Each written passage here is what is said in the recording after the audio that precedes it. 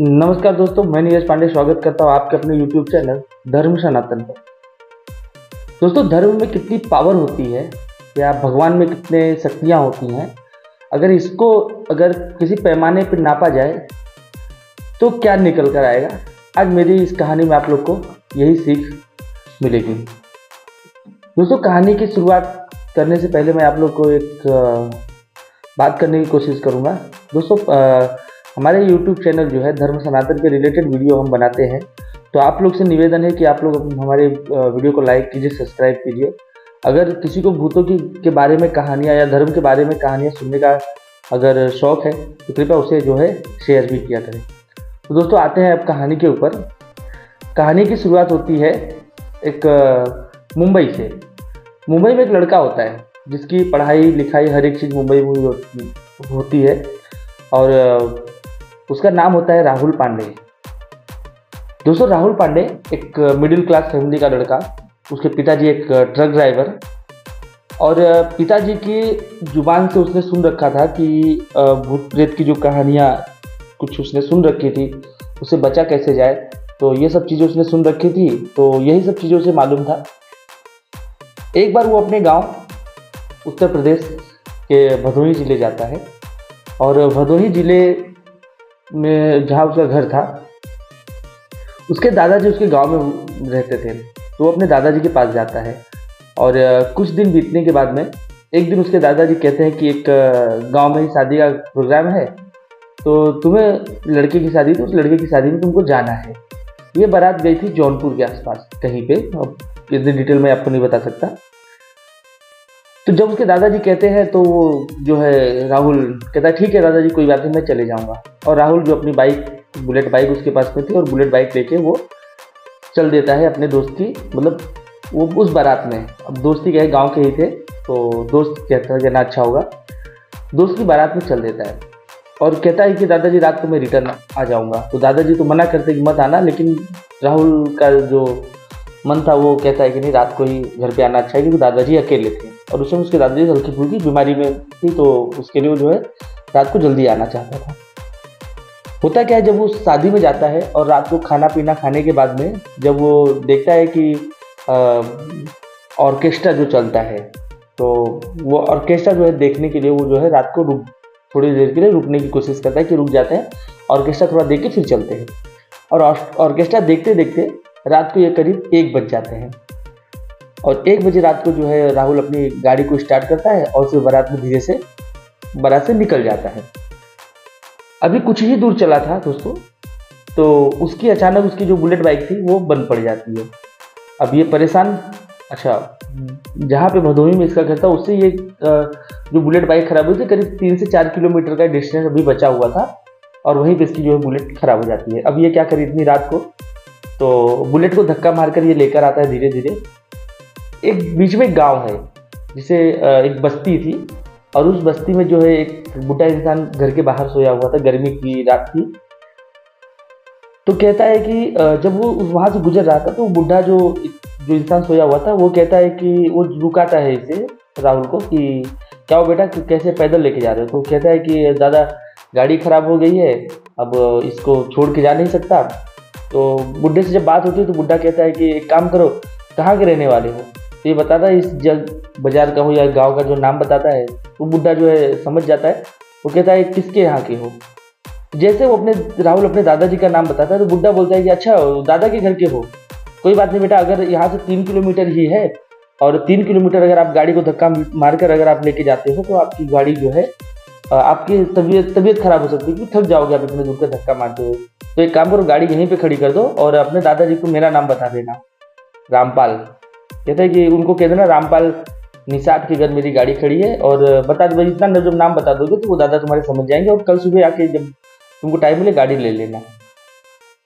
अब राहुल भी कहता है कि इतनी हैवी बुलेट बाइक जो है उसको लेके जाना अच्छी बात नहीं, थक जाऊंगा हकीकत में जो होता है।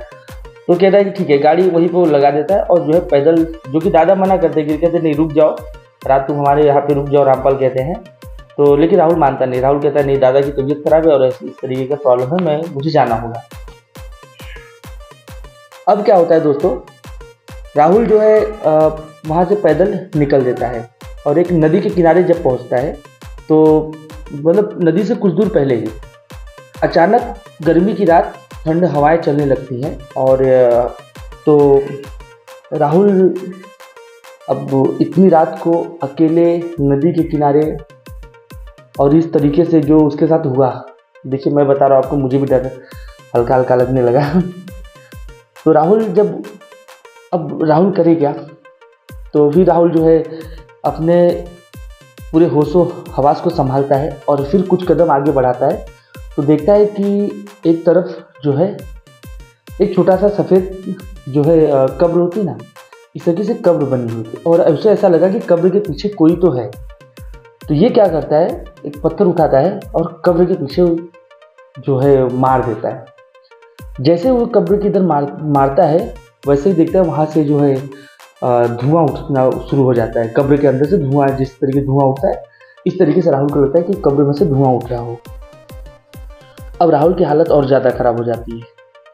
उसी समय राहुल को उसके पिता द्वारा दी गई जानकारी जो थी वो काम आ जाती है।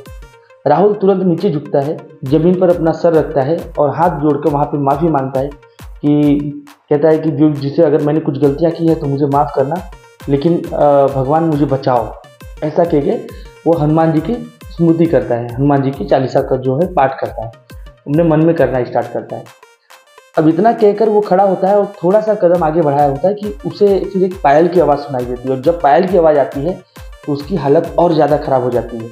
लेकिन वो उजाली रात थी क्योंकि गर्मी का महीना था, आपको पता है गर्मी में 2 रातें होती है, एक अंधेरी रात होती है, एक उजाली रात होती है और ये उजाली रात थी।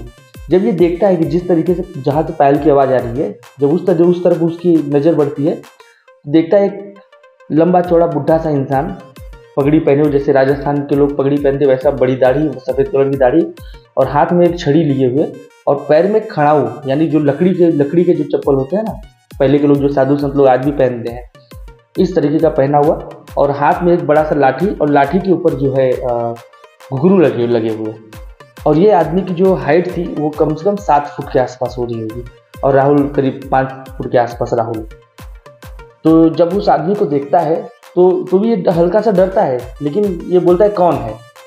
तो सामने से तब सामने से जो आवाज़ आती है, यानी जो इंसान होता है वो आवाज़ देता है तुम कौन हो बेटा, यहाँ पे क्या कर रहे हो। तो राहुल कहता है मेरा नाम राहुल पांडे है और मैं इस गांव का हूँ, रात को मुझे नदी क्रॉस करनी है और मुझे डर लग रहा है। तो कहता है बेटा मैं तेरे साथ हूँ, चल मुझे भी उस पार जाना है। ऐसा कहकर जो है वो आदमी राहुल के साथ संग हो लेता है। अब राहुल और उस इंसान की जो है बात हो रही है। राहुल कहता है कि चाचा मैंने आपको कभी देखा नहीं है और मैं यहाँ पे पहले भी आया हूँ यहाँ पे, लेकिन आप गांव में कहीं दिखाई नहीं देते। तो आदमी कहता है कि मैं यहाँ यादव टोला का रहने वाला हूँ, यानी यादव मतलब जो बस्ती होती है, यादवों की जो बस्ती होती है। कहता मैं यादव टोला का रहने वाला हूँ और मैं राजस्थान में मैं रहता हूँ, मेरे बच्चे सब राजस्थान में रहते हैं, मेरा यहाँ घर है, मैं घर आया हुआ था। तो कहता है तो आप रात को यहाँ कैसे आ गए, राहुल कहता है। तो कहते हैं नहीं मैं बाज़ार गया हुआ था और आने में लेट हो गई, तो उसके वजह से जो है मैं लेट हो गया हूँ। तो ऐसी बातें करते रहता है और जो वो इंसान होता है वो इसके दादा के बारे में पूछता है कि तुम्हारे दादा की तबीयत बहुत ख़राब थी, तो क्या हुआ, कहीं दवा वगैरह चल रही, इस तरीके से बात जो होती है नॉर्मल एक इंसान में जो बातें होती है, इस तरीके की बात करते करते ये लोग अपने गाँव के नदी क्रॉस करके अपने गाँव के करीब आ गए होते हैं। अब राहुल वो दादा से कहता है कि दादाजी गलती हो गई।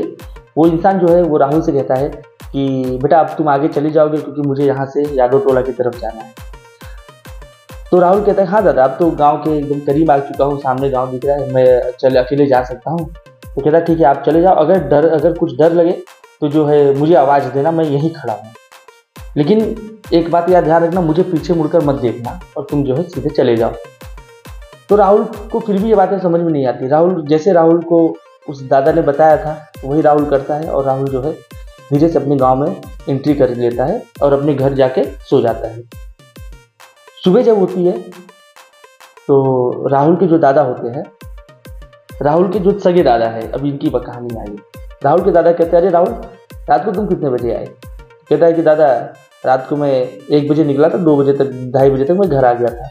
तो कहते हैं कि गाड़ी कहाँ है। कहते हैं गाड़ी रामपाल के यहाँ पे खड़ी है, नदी उस पार। कहते हैं अच्छा रामपाल के यहाँ पे खड़ी है, रामपाल निषाद। बोलते हैं हाँ। कहते हैं ठीक है तो लेकिन तुम रात को इतनी रात को नदी कैसे क्रॉस की? तो राहुल बताता है कि दादा ऐसी ऐसी प्रॉब्लम हुई थी, मैंने पत्थर मारा था, पूरी कहानी बता देता है।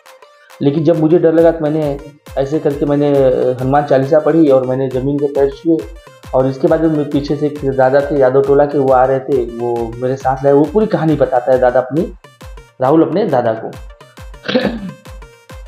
राहुल के दादा तुरंत समझ जाते हैं कि वो इंसान कौन था, और राहुल के दादा बस इतना पूछते हैं उनसे, क्या उसने खड़ाऊ पहनी थी? राहुल कहता हाँ। कहते हाथ में लाठी थी? कहते हाँ। कहते लाठी के अंदर घुंघरू लगे हुए थे? कहा। कहते हैं ऊंची पगड़ी राजस्थानी, जो राजस्थानी लोग पहनते हैं, वैसी पहनी हुई थी? राहुल कहता हाँ। राहुल के दादा समझ जाते हैं। जी हाँ दोस्तों, वो थे उस गांव के बरम बाबा। जी हाँ, उत्तर प्रदेश के हर गांव में या हर शहर, भारत के हर गांव में, जैसे महाराष्ट्र में बागोबा होते हैं जो गांव के मुखिया होते हैं, ऐसे ही जो है उत्तर प्रदेश के हर गांव के एक बरम बाबा होते हैं, और वो अपनी सरहद जो होती है उस सरहद की रक्षा करते हैं। और जब राहुल वहाँ पे झुककर उसने प्रणाम किया, तो वो प्रणाम साक्षात उस समय पे वो श्री ब्रह्म बाबा को प्रणाम करे, आप किसी को भी स्मृति करें, लेकिन वो सीधा ब्रह्म बाबा के पास जाता है, और ब्रह्म बाबा समझ जाते हैं कोई मेरी मदद मांग रहा है।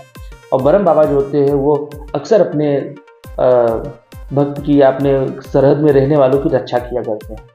तो दोस्तों ये कहानी थी। इसके बाद जो राहुल के दादा होते हैं वो राहुल को कहते हैं कि जाओ मार्केट में आधा किलो मिठाई लेकर आओ, गांजा वगैरह जो चढ़ता है, क्योंकि इनको गांजा ज़्यादा चढ़ता है, आपको बता दूं। कहते हैं लेकर आओ। लेकर आने के बाद में राहुल जब कहता है दादा से कि दादा ऐसा क्यों, आज ही क्यों आप ब्रह्म बाबा की पूजा करने आए? तो कहते हैं बेटा जिससे रात को तुम मिल कर आए वो थे हमारे ब्रह्म बाबा। तो राहुल शॉक्ट हो जाता है कि अच्छा ऐसा भी हो सकता है, हमने तो भूतों की कहानियाँ सुनी थी। उसके दादा बताते हैं कि जब भूतों से परेशान हो उस समय पे अपने ब्रह्म बाबा को, अपने सरहद में रहने वाले जो रखवाली करते हैं, आप उनकी सुरक्षा और रक्षा के लिए वो आपके पास आए हुए थे। और दोस्तों इसी के साथ मैं ये कहानी खत्म करता हूँ। मिलते हैं अगली कहानी में। तब तक के लिए दोस्तों एक ही चीज़ कहूँगा, आप हमारे YouTube चैनल को लाइक कीजिए और सब्सक्राइब कीजिए। थैंक यू दोस्तों।